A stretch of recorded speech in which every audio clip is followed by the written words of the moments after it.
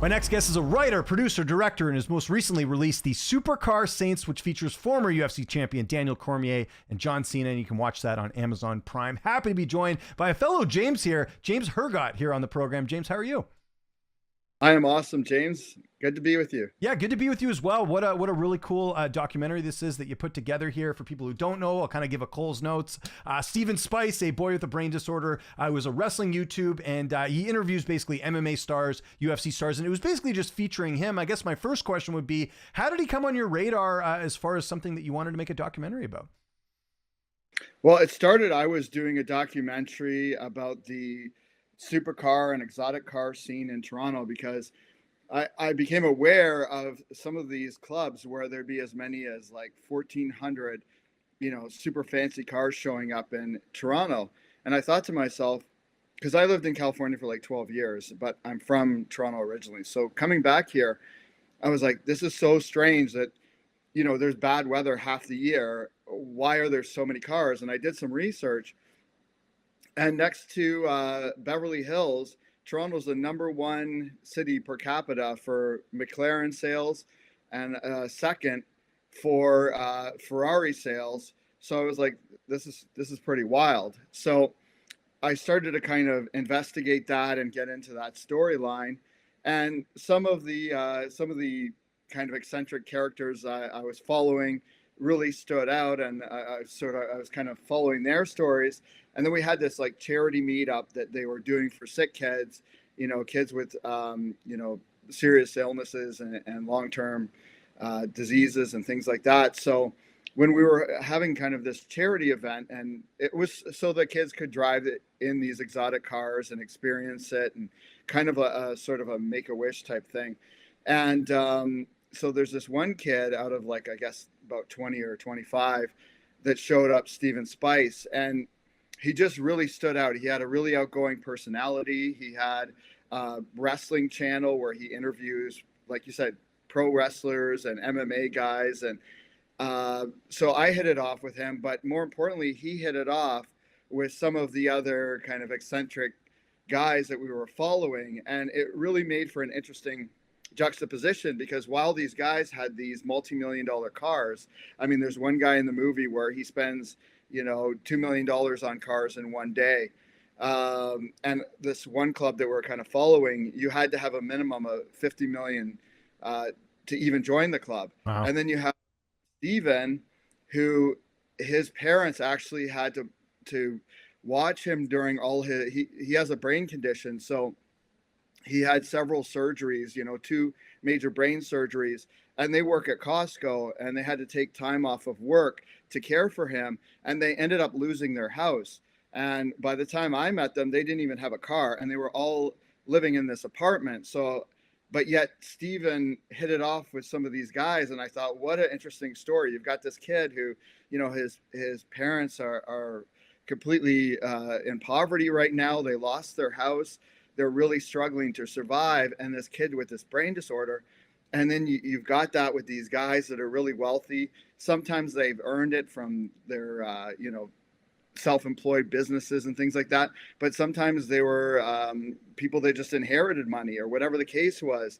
And there was some kind of connection where on a human level, there was still this bond that was forming. So I thought I would explore it.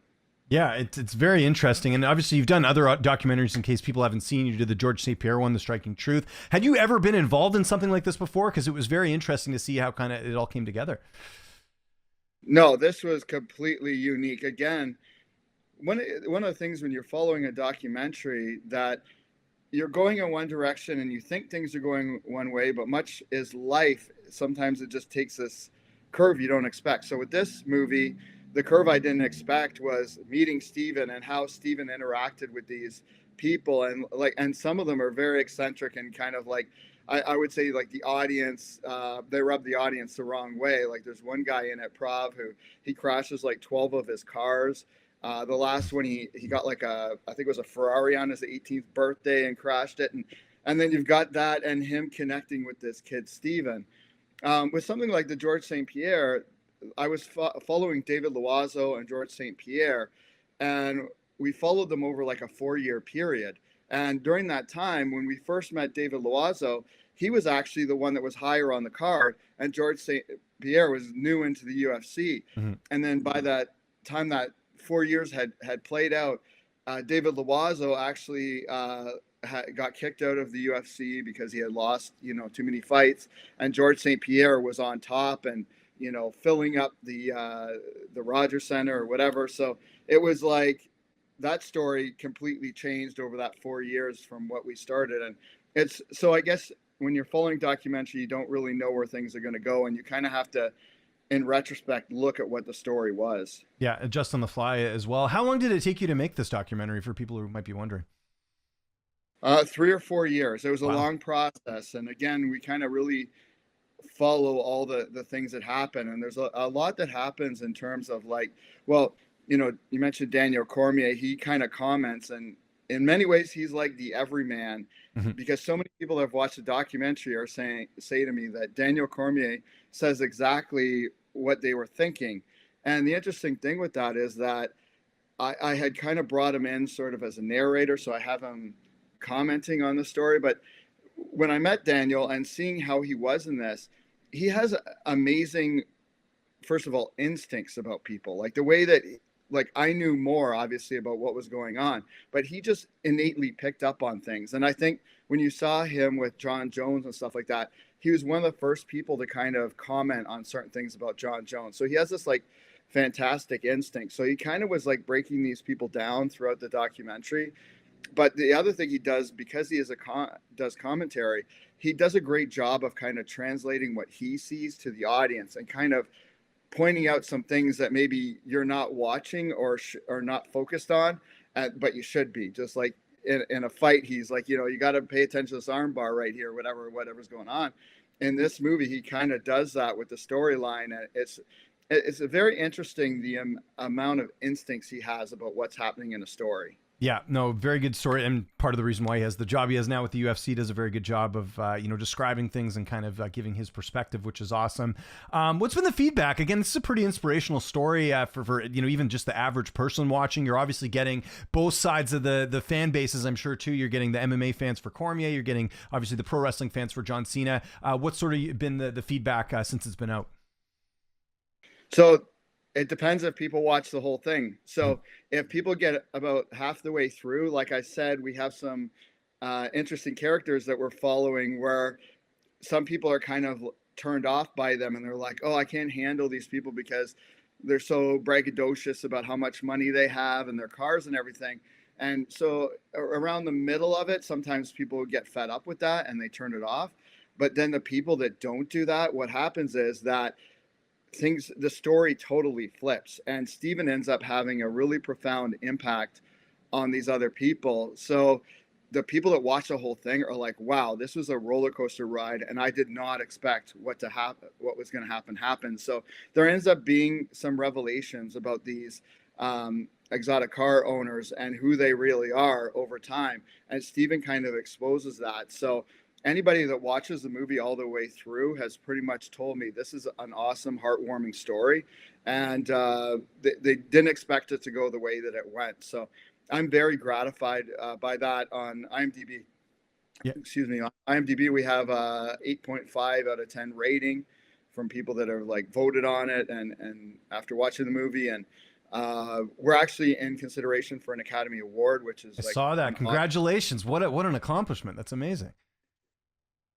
So it's an amazing thing, and I've never done a project where I've gotten such high praise from people that have actually watched the movie and are like, this is really inspiring, and it really affected me on an emotional level. A lot of people told me that they've cried watching the movie.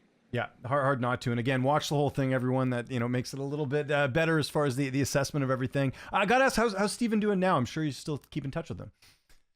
Yeah, he's doing great. We went on Ariel Hawani's podcast. Saw that. Yeah, big time. That's cool. Want to check that out? That's interesting because he grew up over the few years that we followed him, and he's in his first year of high school now, and he's doing much better. I mean, he's gone through a lot of surgeries. His health is relatively stable now, and but he's a very charismatic guy, and I'm blessed to have been able to work with him and to be able to share his story. Anything you got working on in the future that we can be keeping an eye on? Because again, you're not just this documentary, like I said, the George St. Pierre one, and anything you got in the works that you can let our audience know about. I would love to let you know about it, but the thing is, these things are such an undertaking that I'm going to be promoting this, especially so over November is when the Academy members vote on this this movie. So I'm not a huge studio where I can have somebody else do the press for me. We're kind of underdogs. One man band. I like it. Yeah.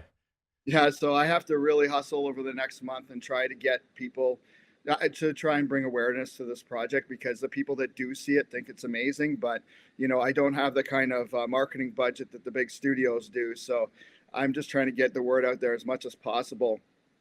But in the background, I also have this thing I do every year where it's called Radical Body Transformations, and it's a fitness show that we do, but instead of bodybuilders, we highlight people that have undergone transformations, and they're people many times who have lost 100, 200 pounds, completely changed.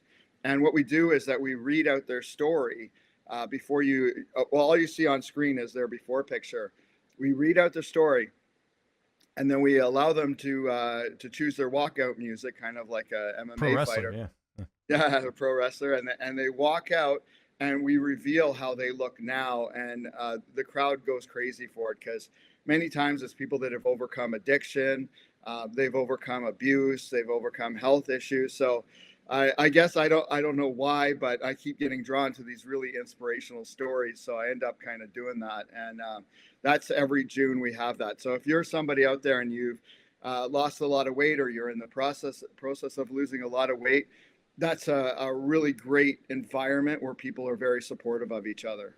Awesome. James, thanks so much for doing this. Congratulations on the nomination. Again, it is Supercar Saints. You can watch that on Amazon Prime. Anything else you want to mention before we get out of here? Like I always do with my guests, I'll give you the last word. Well, thanks, James. I really appreciate it. Check out the movie. The Instagram is Supercar Saints, at Supercar Saints. The website's supercarsaints.com. But most importantly, check it out on Prime. Amazon Prime in all the major countries. It's out there now, and if you like it, please go on to IMDb or somewhere and give it a positive rating or whatever. It really helps us. Again, we're kind of underdogs, especially when it comes to the Academy Awards. This isn't the type of thing to normally make it there, so we're really privileged to be in that boat, and we want to push it as far as we can and get the word out.